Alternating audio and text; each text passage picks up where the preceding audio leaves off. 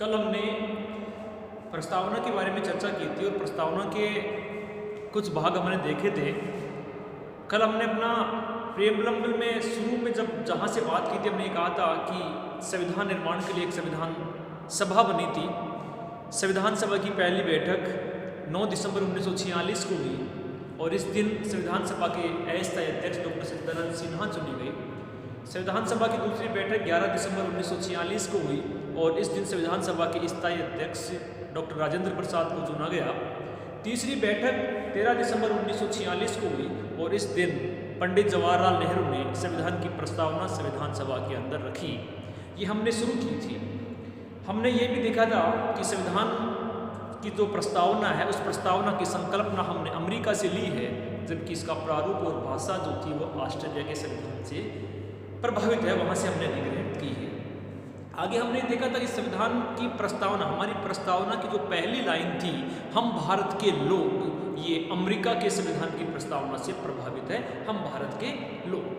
हमने प्रस्तावना के बारे में कल देखा था कि हमारी प्रस्तावना जहाँ से शुरू होती है उसके बारे में हमने कल अध्ययन किया था कि हम भारत के लोग भारत को एक संपूर्ण प्रभुत्व संपन्न समाजवादी पंथनिरपेक्ष लोकतांत्रिक गणराज्य बनाने के लिए तथा इसके समस्त नागरिकों को सामाजिक, आर्थिक और राजनीतिक न्याय, विचार, अभिव्यक्ति, विश्वास, धर्म व उपासना की स्वतंत्रता, इन तीन न्याय की बात हमने की थी। सामाजिक, आर्थिक और राजनीतिक न्याय की बात की थी। 5 स्वतंत्रताओं की हमने बात की थी, जिसमें विचार थे, अभिव्यक्ति थी, विश्वास था, धर्म थी और उपासना थी। यहाँ तक हमने इसके बारे में बात कर ली थी प्रस्तावना के बारे में। वहाँ से आगे बात करते हैं, यानी 5 स्वतंत्रताओं के बाद हमारे संविधान की प्रस्तावना क्या कहती है? वो कहती है प्रतिष्ठा व अवसर की समता। हमारे संविधान की प्रस्तावना आगे कहती है कि हम हमारे भारत के समस्त नागरिकों को प्रतिष्ठा के साथ, सम्मान के साथ जीने की समानता देंगे। किसी भी प्रकार का भेदभाव, छुआछूत, ऊंच नीच की भावना हम नहीं रखेंगे। साथ ही सभी को हम अवसर की समानता देंगे। जब हम आर्टिकल 14 पढ़ेंगे, समानता का अधिकार जब हम पढ़ेंगे, उस समय पढ़ेंगे यहाँ हमारा जो प्रस्तावना वो कहती है कि भारत के प्रत्येक नागरिक को अवसर की समानता देंगे, यानी सभी क्षेत्रों में हम समान अवसर देंगे।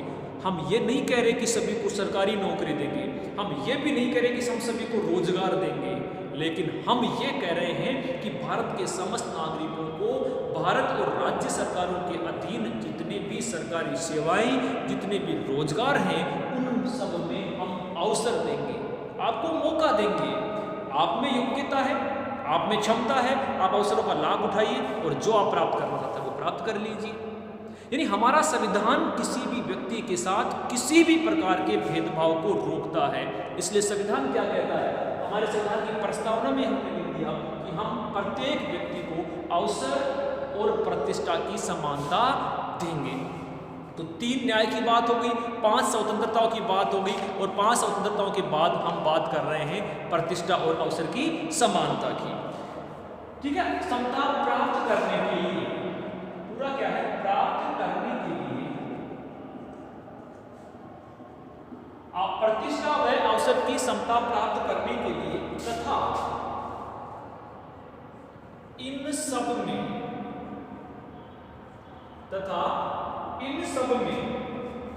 व्यक्ति की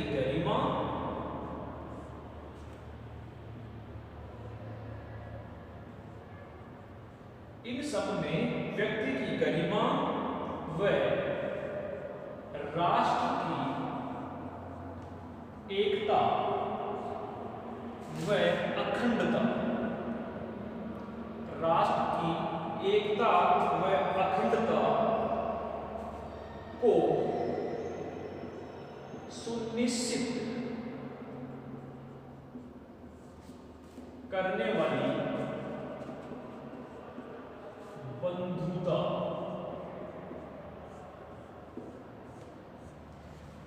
एकता को सुनिश्चित करने वाली बंधुता। हमने देख लिया प्रतिष्ठा और अवसर की समता प्राप्त करने की। आगे क्या करेंगे? तथा इन सब में, स्वतंत्रता में, न्याय में, समानता में, इन सब में व्यक्ति की क्या रखेंगे? गरिमा। व्यक्ति के मान सम्मान को बना करके रखेंगे। तो व्यक्ति की गरिमा को बनाए रखना तथा व्यक्ति की मान सम्मान, व्यक्ति की गरिमा तो ही, हम किसी भी व्यक्ति की गरिमा को ठेस नहीं पहुंचने देंगे। ये हमारा संविधान कहता है, ये हमारे संविधान की प्रस्तावना कहती है। आगे क्या कहती है? राष्ट्र की, हमारे देश की एकता, हमारे देश की यूनिटी, हमारे देश की एकता को, एकता के साथ क्या? वह अखंडता, राष्ट्र की एकता और अखंडता को सुनिश्चित करने वाली या बढ़ाने वाली बंधुता यानी भाईचारा। अब यहां देखना है राष्ट्र की एकता को और दूसरा है राष्ट्र की अखंडता। अब इस अखंडता में क्या है? इस अखंडता में भी याद ये रखना है कि अखंडता शब्द हमारे भारतीय संविधान की मूल प्रस्तावना में नहीं था। भारतीय संविधान की जो प्रस्तावना नेहरू जी ने 13 दिसंबर 1946 को रखी थी, उस मूल प्रस्तावना में अखंडता शब्द नहीं था। ये अखंडता जो शब्द था, ये हमने कल भी बात की थी 42वें संविधान संशोधन 1976 के द्वारा इंदिरा गांधी सरकार ने प्रस्तावना में शामिल किया था। कल हमने चर्चा की थी कि भारतीय संविधान की प्रस्तावना में 42वें संविधान संशोधन के द्वारा 3 शब्द जोड़े गए थे। ये भी याद रखना है आपको कि अब तक वर्तमान समय तक एक बार ही प्रस्तावना में संशोधन हुआ है। अब तक भारतीय संविधान की प्रस्तावना में एक बार ही संशोधन हुआ है और यह संशोधन हुआ था 42वां संविधान संशोधन 1976। और इस संविधान संशोधन के द्वारा भारतीय संविधान की प्रस्तावना में संविधान निर्णय जो हमारी संसद थी, उस संसद ने 3 शब्द जोड़े थे। पहला जोड़ा था समाजवादी, दूसरा जोड़ा था पंथ निरपेक्षता और तीसरा जोड़ा है अखंडता। तो याद ये रखना है भारतीय संविधान की प्रस्तावना में अब तक कितने संशोधन किए जा चुके हैं? तो याद रखना, एक संविधान संशोधन हुआ है। कब हुआ है? 42वें संविधान संशोधन 1976 में हुआ है। संविधान की प्रस्तावना में कितने शब्द जोड़े गए? 3 शब्द जोड़े गए। कौन कौन से जोड़े गए? समाजवादी, पंथ निरपेक्षता और अखंडता नामक 3 शब्द भारतीय संविधान की प्रस्तावना में 42वें संविधान संशोधन के द्वारा जोड़े गए। तो राष्ट्र की एकता व अखंडता को सुनिश्चित करने वाली बंधुता, यहां तक हो गया राष्ट्र की एकता को, बंधुता को बढ़ाने के लिए।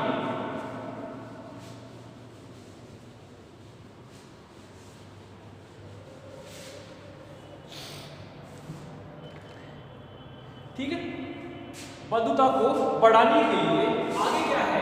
दृढ़ संकल्पित, दृढ़ संकल्पित होकर, इन शब्दों को ध्यान से सुनना, ध्यान से देखना।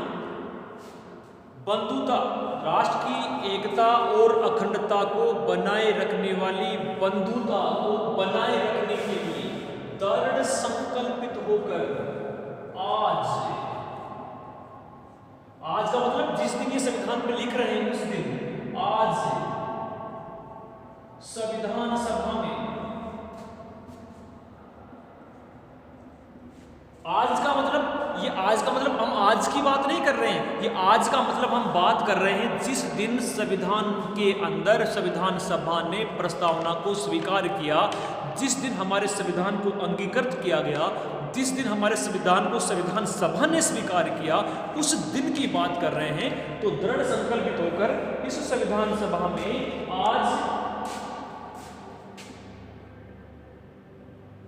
दृढ़ संकल्पित होकर इस संविधान सभा में आज तारीख, कौन कौन सी है? 26 नवंबर 1949।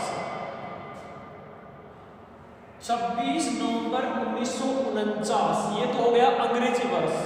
साथ में क्या लिखा हो गया है? हमारा देसी महीना भी लिखा गया है मार्गशीर्ष शुक्ल पक्ष सप्तमी। मार्गशीर्ष शुक्ल पक्ष सप्तमी विक्रम, यानी हमारे साथ कौन सी देश साथ कौन सी थी? विक्रम संवत 2006 के द्वारा 2006, यानी अंग्रेजी साल तो आ गई 1949 और हमारे जो देसी साल जो हम लगाते हैं वो आ गई विक्रम संवत 2006 को एकक द्वारा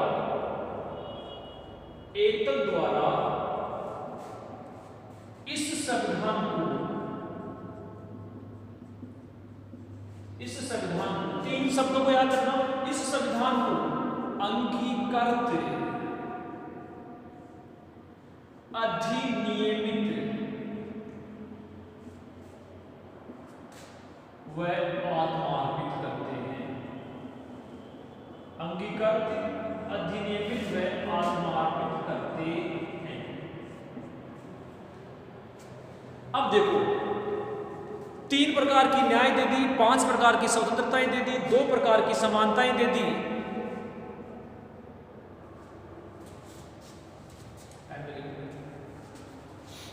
ठीक है, 3 प्रकार की न्याय, 5 प्रकार की समानताएं, 2 प्रकार की 3 प्रकार की न्याय, 5 प्रकार की स्वतंत्रता, 2 प्रकार की समानता, बंधुता दे दी। फिर क्या दे रहे हैं? वो देने के बाद हमारे संविधान क्या कह रहा है? दृढ़ संकल्पित होकर के मजबूत इरादों के साथ आज इस संविधान सभा में, किस संविधान सभा में? जिस संविधान सभा ने क्या किया था? हमारा संविधान बनाया था। इस संविधान सभा में आज का मतलब किस तारीख को? 26 नवंबर 1949 को, या याद रखना, हमारा संविधान सभा के द्वारा 26 नवंबर 1949 को क्या कर लिया गया था? स्वीकृत कर लिया गया था।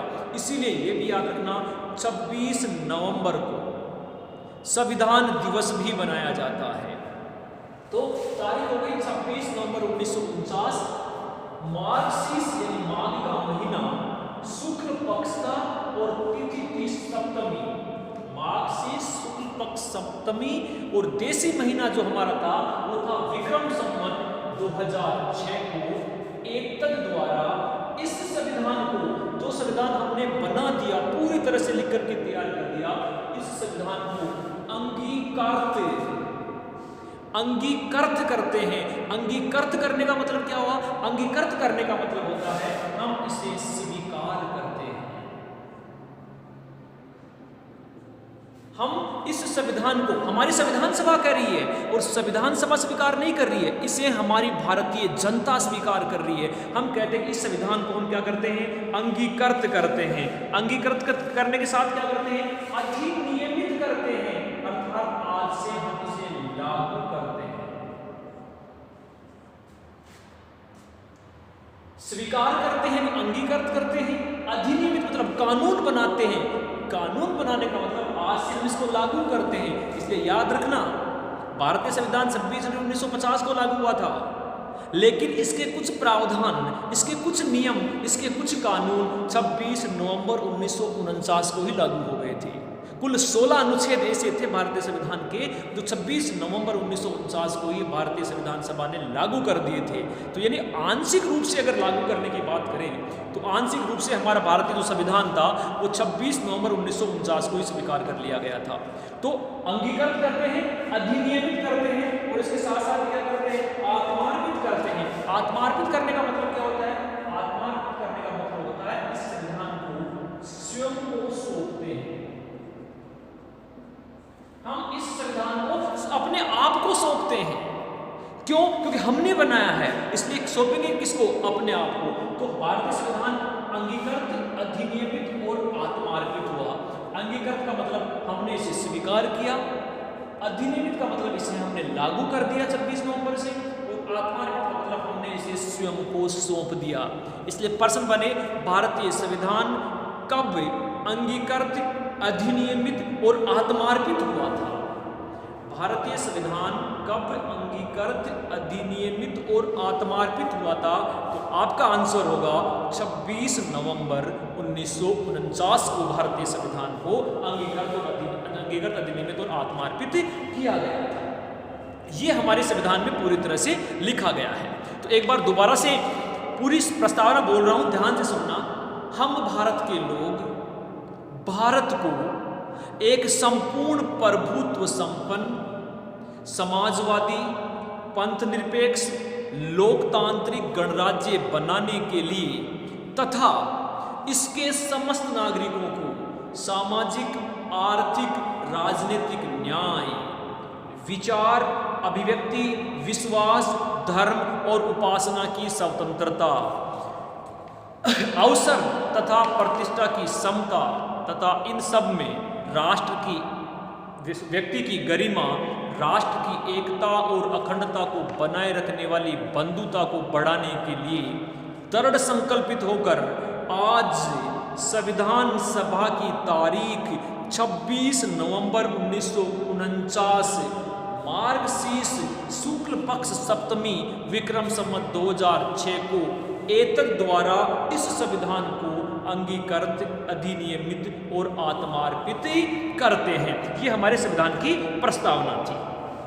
ये 13 नवंबर 1946 13 दिसंबर 1946 को लिखी गई, संविधान सभा में प्रस्तुत की गई पंडित नेहरू के द्वारा।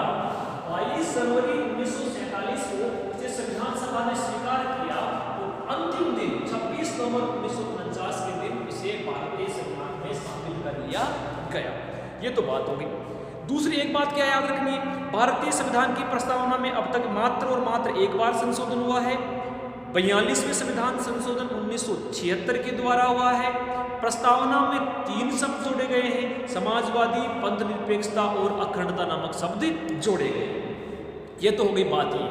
अब बात यह आया कि हमारा संविधान लागू हो गया 26 जनवरी 1950 को। जैसे ही संविधान लागू हुआ, कुछ विवाद उभर करके हमारे सामने आए। विवाद क्या उभर करके आया?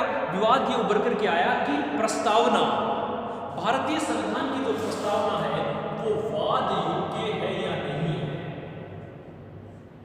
पहला प्रश्न कि भारतीय संविधान की प्रस्तावना वाद योग्य है या नहीं है, एक बात तो ये आ गई प्रश्न। दूसरा प्रश्न हमारे सामने क्या उभर के आया न्यायपालिका में? दूसरा प्रश्न यह आया कि संविधान की प्रस्तावना संविधान का भाग है या नहीं है। यानी ये संविधान का भाग है कि नहीं है प्रस्तावना, क्योंकि सबने लास्ट में हमने जोड़ी है। बहुत सारे विवाद हमारी न्यायपालिका के सामने उभर करके आए, उनमें से कुछ विवाद हमें आपको पढ़ने हैं। तो पहला जो विवाद आया, वो पहला विवाद आया बेरूबाड़ी बनाम भारत संवाद 1960। बेरूबाड़ी बात, एक हमारा क्षेत्र था बेरूबाड़ी, उसको नेहरू सरकार ने, पंडित पाल जो भारत की जो नेहरू सरकार थी उस समय, उनमें से उसने हमारा एक जो क्षेत्र था बेरूबाड़ी वो पाकिस्तान को सौंप दिया।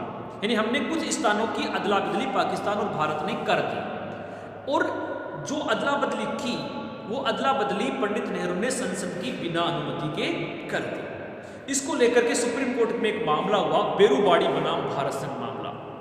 उस बेरूबाड़ी संघ के अंदर ये कहा गया कि हमने तो हमारे संविधान में लिखा गया कि भारतीय संविधान की एकता और अखंडता बनी रहेगी, एकता बनी रहेगी, जबकि नेहरू ने तो भारतीय संविधान की एकता को तोड़ दिया और उसके लिए संविधान की अनुमति भी, संसद की अनुमति भी नहीं ली। तो ये विवाद जब सुप्रीम कोर्ट के अंदर गया तो सुप्रीम कोर्ट ने एक निर्णय दिया। इस बेरूबाड़ी वाद में सुप्रीम कोर्ट ने एक निर्णय दिया। निर्णय क्या दिया? एक निर्णय दिया कि संविधान की जो प्रस्तावना है, संविधान की प्रस्तावना संविधान का भाग नहीं है।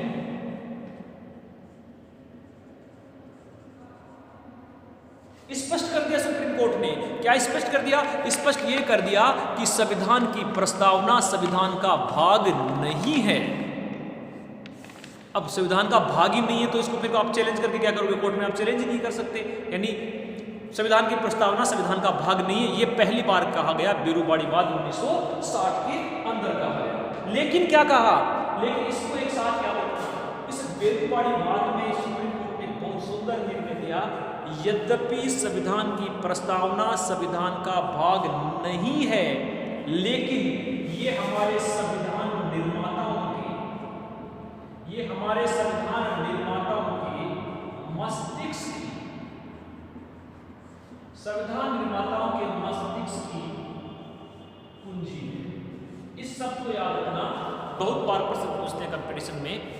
किस वाद में ये कहा गया कि प्रस्तावना यद्यपि संविधान का भाग नहीं है, लेकिन फिर भी ये संविधान निर्माताओं के मस्तिष्क की कुंजी थी। संविधान के जो निर्माता थे उन्होंने जो बनाया वो बहुत सोच समझ करके बनाया, इसलिए संविधान की कुंजी है। और कुंजी होने के लिए क्या कर सकती है, क्या कर सकते हैं? भारतीय संविधान का ये प्रस्तावना मार्गदर्शन करती है। याद रखना इसको। बेरुपाड़ी वाद में दो बातें उभर करके आई। पहला, बेरुपाड़ी वाद 1960 में सुप्रीम कोर्ट ने यह कहा कि संविधान की प्रस्तावना संविधान का भाग नहीं है, एक बात। इसी में यह कहा कि संविधान का भाग तो नहीं है, लेकिन यह संविधान के निर्माताओं के मस्तिष्क की कुंजी है। मस्तिष्क की कुंजी है तो क्या है? इसे हमारे संविधान का मार्गदर्शन करती है। यानी जहां कहीं संविधान में किसी प्रकार की दिक्कत आएगी, सुप्रीम कोर्ट अपने निर्णय को देते समय प्रस्तावना का सहारा ले सकती है। ये कह दिया किसने? बेरुपाड़ी वाद 1960 में। दूसरा, उसी समय उसके बाद दूसरा वाद आया गोलकनाथ बनाम पंजाब सरकार वाद का मतलब मुकदमा, यानी पंजाब सरकार और गोलकनाथ को लेकर के एक विवाद आया। ये हम अधिकारों में भी पढ़ेंगे इस बात को। इस वाद में फिर यही मामला गया बेरुपाड़ी के बाद में। 60 में बेरुपाड़ी में निर्णय दिया नहीं है, इसके बाद फिर मामला 1967 में सुप्रीम कोर्ट में चला गया। और ये चला गया, इस बार गोलकनाथ नाम के एक व्यक्ति ने इस मामले को चैलेंज किया। फिर सुप्रीम कोर्ट निर्णय देती है। क्या देती है? सुप्रीम कोर्ट ये कहती है कि संविधान की प्रस्तावना संविधान का भाग नहीं है।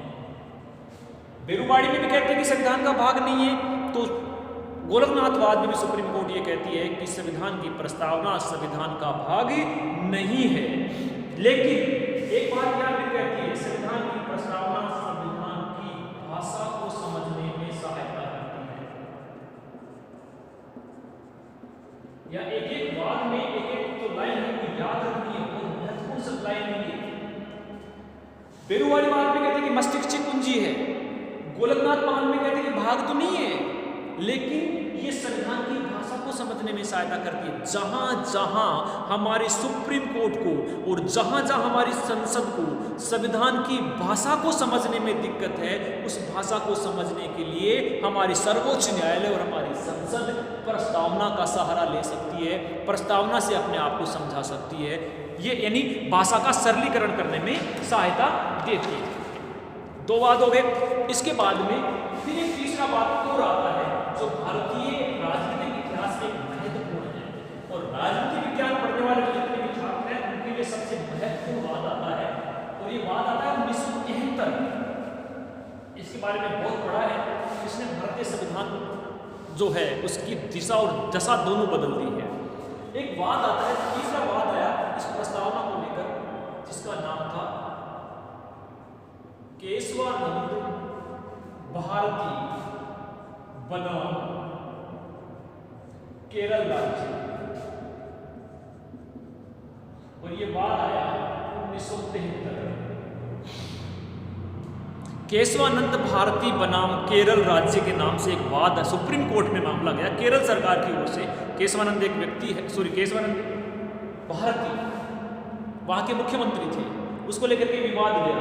इस विवाद में दो तीन बातें याद रखनी है। पहला, केशवानंद भारती अब तक की भारतीय सुप्रीम कोर्ट की सबसे बड़ी बेंच थी। 2020 तक जितनी भी बेंच का मतलब होता है न्यायाधीशों की टीम, सबसे बड़ी बेंच थी। न्यायपालिका निर्णय देने के लिए 2 सदस्यों की, 4 सदस्यों की, 5 सदस्यों की, 10 सदस्यों की कमेटी बनाती है, और उस कमेटी को हम कहते हैं बेंच। तो केशवानंद भारती मामले में सुप्रीम कोर्ट ने अब तक के इतिहास की सबसे बड़ी बेंच बनाई, और इस बेंच में 13 न्यायाधीश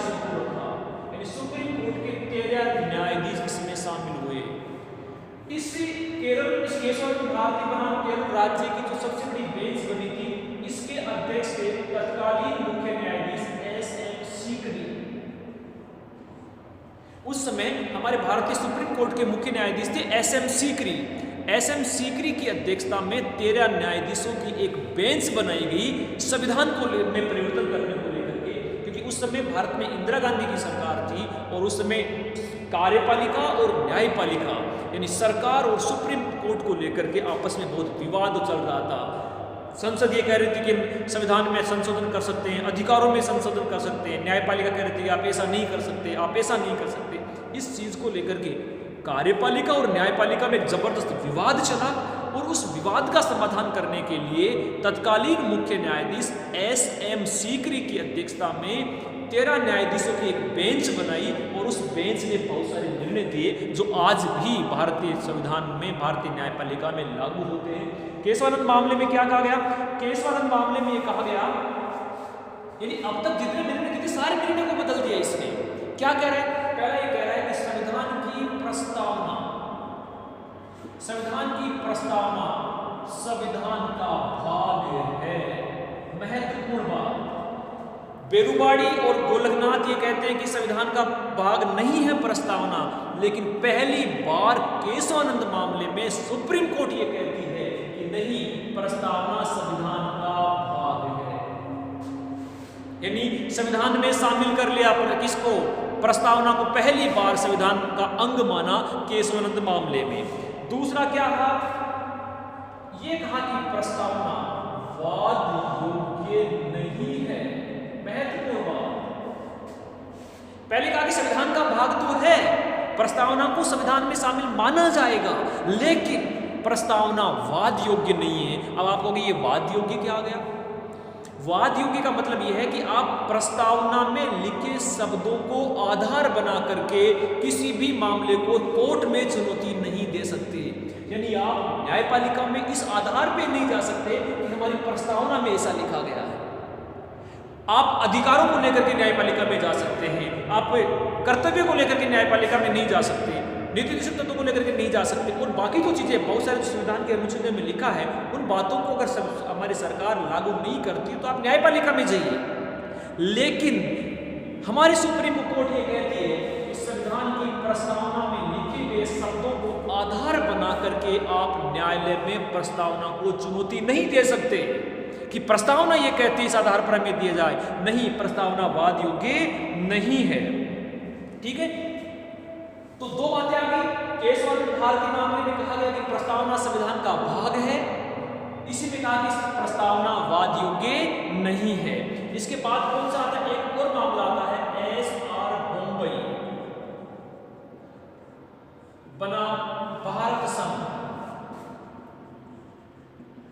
1993। ये भी बहुत महत्वपूर्ण मामला था। आगे जाकर के अगर आप पॉलिटिकल साइंस में पढ़ोगे, SR बम्बई के वहां के क्या थे? मुख्यमंत्री थे।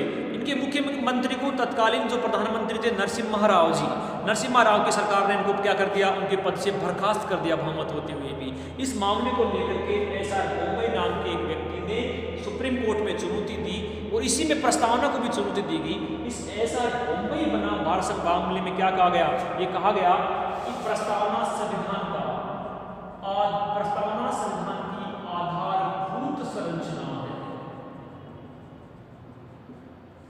यानी ये कहा कि संविधान की प्रस्तावना न केवल संविधान का भाग है, बल्कि संविधान की प्रस्तावना तो संविधान की आधारभूत संरचना है। यानी एक महत्वपूर्ण अंग मान लिया हमारी न्यायपालिका ने इसको, प्रस्तावना। ठीक है, फिर एक और बात आया LIC बनाम भारत संघवाद। LIC बनाम भारत संघवाद, और ये आया 1995।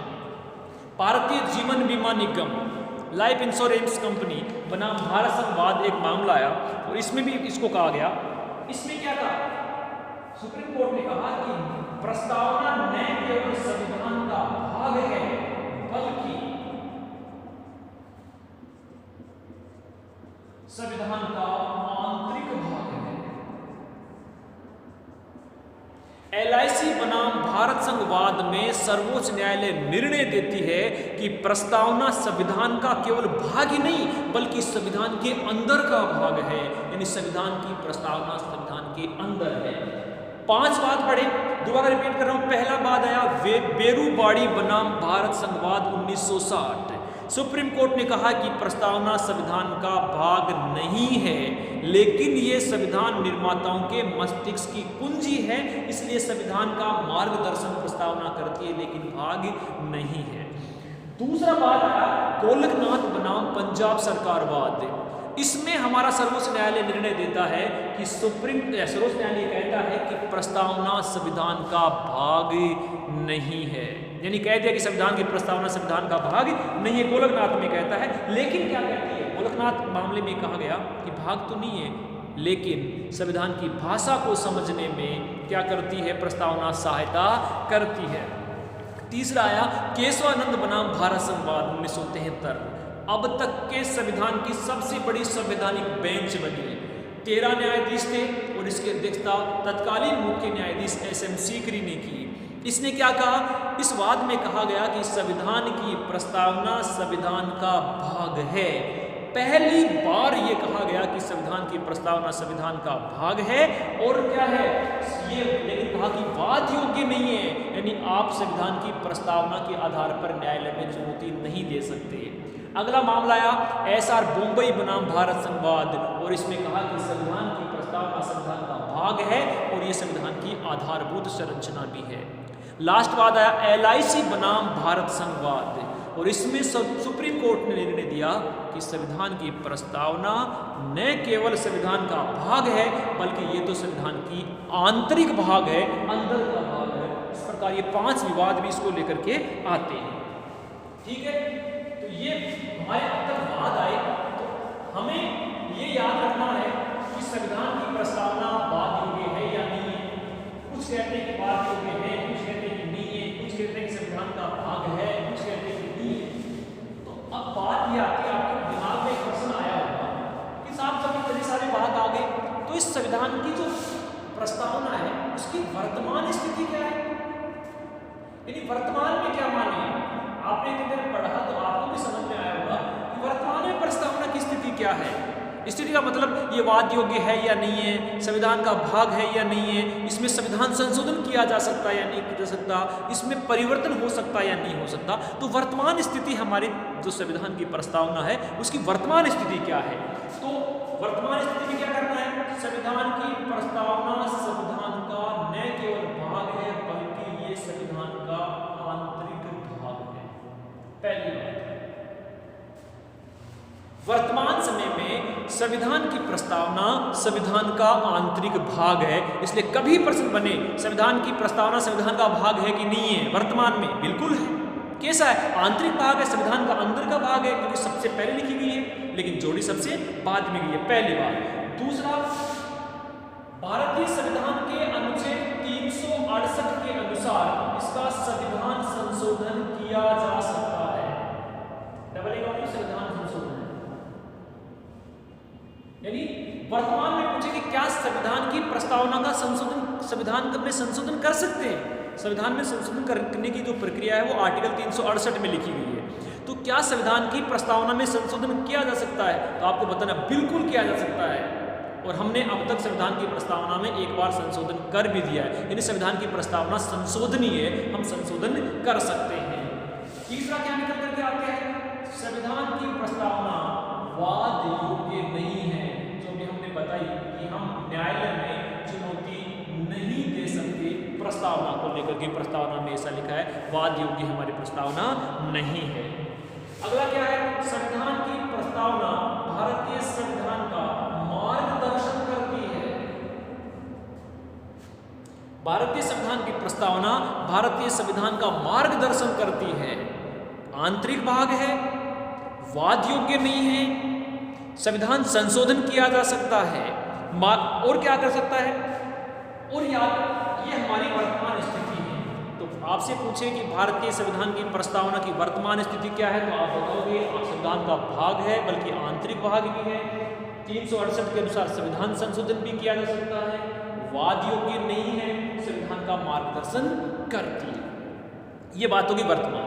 अब आगे क्या, एक बात और याद रखनी है, भारतीय संविधान की प्रस्तावना में एक बार नागरिक शब्द का प्रयोग किया गया। पूरी की पूरी संविधान की प्रस्तावना नागरिक शब्द का प्रयोग हमारे संविधान में किया गया है, प्रस्तावना में किया गया।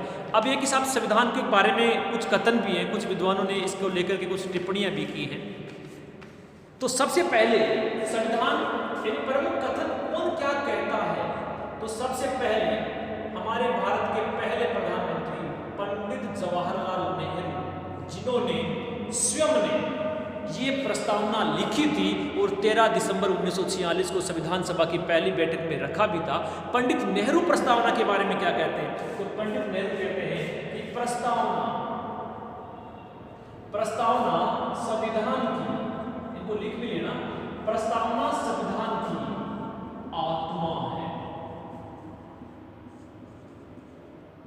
ये कौन कह रहा है, ये पंडित जवाहरलाल नेहरू कह रहे हैं कि संविधान की प्रस्तावना संविधान की आत्मा है। एक चीज और करना, यही इसी आत्मा के बारे में एक विद्वान और संविधान सभा के सदस्य ठाकुरदास भार्गव, संविधान सभा के सदस्य ठाकुरदास भार्गव भी भारतीय संविधान की प्रस्तावना को संविधान की आत्मा कहते हैं। यानी दो व्यक्ति प्रस्तावना को आत्मा कहते हैं, एक पंडित जवाहरलाल नेहरू और एक ठाकुरदास भार्गव। ठीक है, दूसरा ठाकुरदास भार्गव ने कह दिया, पंडित नेहरू ने कह दिया। इसके बाद में कौन आता है, के.एम. मुंशी, कन्हैयालाल माणिक्यलाल मुंशी, ये भी संविधान सभा के सदस्य थे और प्रारूप जो सभा बनी थी अम्बेडकर के नेतृत्व में, उस प्रारूप समिति में एकमात्र कांग्रेसी सदस्य थे कन्हैयालाल माणिक्यलाल मुंशी। के मुंशी क्या कहते हैं प्रस्तावना के बारे में, ये कहते हैं कि ये भारत की प्रस्तावना भारत के राजनीतिक भविष्य की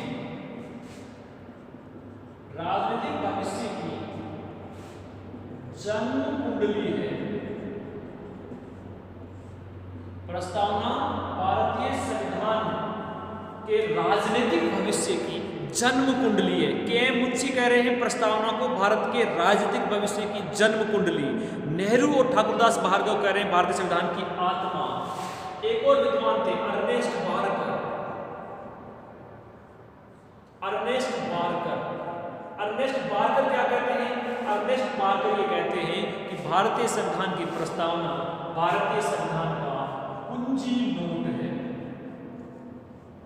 भारतीय संविधान की प्रस्तावना संविधान का कुंजी नोट है, ये कहते हैं अर्नेस्ट बारकर। इस प्रकार हमारा एक टॉपिक भारतीय संविधान की प्रस्तावना कंप्लीट हो चुका है। इसमें किसी भी प्रकार की अगर आपको समस्या है, आप कमेंट करके बताएं या पर्सनली मैसेज करके बताएं। किसी भी प्रकार की समस्या अगर आपकी है तो उसका समाधान निश्चित रूप से किया जाएगा। धन्यवाद।